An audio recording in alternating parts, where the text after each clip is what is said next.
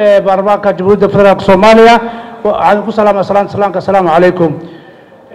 waxaan rabaa in xogaa la isdhageysto idinku aad u maasan waxaan rabaa cutubka koowaad markaan ka hadlo waxaa la soo jeediyay in lagu daro sunni waa sax in shariicada dawladda Soomaaliya ay tahay muslim sunni ah marka in la muujiyo fiican tahay si loo ogaado si aan madhaahib kale meesha loogu fidin qodobka koowaad فرقدي سدحات بيت كسدحات وحوليه هاي الله سبحانه وتعالى كسوكو أود قبل نبض الدلك وحا إسكاله شعبك بركة إرجاس أود قبل نبض الدلك وحا إسكاله شعبك وحا وبهنا هاي جدي قال بدأ جدي إن فسرات هذا إنه قبل حيان سيار وفهنه إسلا قضب كاسي بيش كأفراد وحوليه هاي وحا ربان قفك أما قيب كمدا shacabka jamhuuriyadda ay sheegato ama ay la wareegto lahaanshaha xaqqa gobonimada waa islaamid marka waxaan rabnaa dadkii u soo halgamay gobonimada in la sheego magacooda ma in la xusumiyaa la diidan yahay waxaan rabnaa in fasiraad dheeraadna laga siiyo qodobkaas qodobka labaad farqadii saddexaad beejka shanaad wuxuu leeyahay waxa reeban cayda diinta islaamka waa sax karaahiyadeeda waa fahmi waayay waxa loola jeedo karaahiyadeeda marka ereygaasna haddii la heli karo af Soomaali ka fudud ama ka fiican in la raadiyo oo waxa reeban cayda diinta islaamka waa sax karaahiyadeeda marka insha Allah waxa rabnaa iyadana in tafsiir kale loo raadiyo qodobka labaad farqadiisa afraad waxay leedahay asalka waa ku raacsan oo ku maasan yihiin guddiga sida ay u soo kala saareen sharciga iyo xeer waxaa runtii fiican in la dhaho xeer waayo sharci waxa jidin kara ama insha Allah waa ilaahay subhanahu wa ta'ala ayaa sharci dejiya hadda kadib waxaan rabnaa golaha naftiisa hadda aan fadhino in loogu yeero hadda waxaan dhahaynaa golaha shacabka golaha sharci dejinta marka in la dhaho golaha xeer dejinta nafteeda wixii maanta ka dambeeyo xildhibaan idinku raaliya waxay raashay idinku raaliya haddii la caajisayna gudoomiye bari nooga dhigo iska xiranayo inoo xir haddii kale eelis dhageysto waa dhageysanayna maanta dhan marka in la dhaho golaha naftiisa la dhaho golaha xeer dejinta ee jamhuuriyadda federaalka Soomaaliya marka la dhihi jiray golaha gabdho waxayna is dhageysanayeen idinku waa dhageysanayeen marka aad leeseen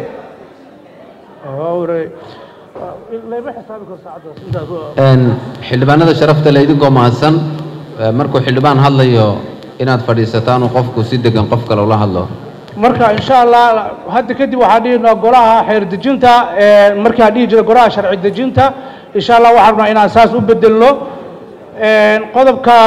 saddexaad farqadiisa afraad wuxuu la dastuurka jamhuuriyadda wuxuu ilaalinayaa xuquuqda talinta sharciga in talinta sharciga lagu soo diro ilaalinta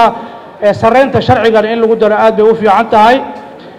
qodobka afraad farqadiisa saddexaad beejka toddobaad wuxuu dhahay xeer kasta go'aan kasta ama talaabo maamul kasta oo kaar wuxuu iska noqon golaha ta kale waxaan rabaa qodobka shanaad farqadiisa koowaad ee dhaysa af Soomaaligu waxa waa qofka hadlaya ee sheegaya dhahaya af Soomaaligu waa waxaan u bilay aragtidayda inuu ahayn qof Soomaali ah maadaama uu la hadlayo qof kale ama qofka uu yahay ajnabi af Soomaaligu oo ka sheekeynaya Soomaaliga waxa fiicnaan lahayd in la dhaho af Soomaaliga waa maay iyo maxaa tiri ama af Soomaaligu waa maay iyo maxaa tiri waadaas meesha ka maqan iyo rabta waa muhiim in af Soomaali ahaan loogu soo daro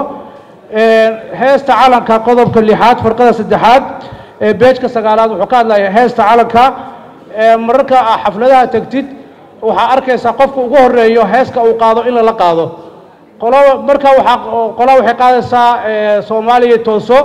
waxa la qaaday Soomaaliya tooso inta la istaago marna waxa arkaysaa ayadoo la qaaday qoloba calankeed haddana inta la istaaga qoloba calankeed la qaadaya haddii mudane gudoomiye labada guddi waxaan ka codsanaynaa hadiiba la sameeyo heesta calanka la isku raaco qoloba calankeed waxaa rabaa sidii laga dhawaajiyay in ayadoo dhameystiran lagu soo daro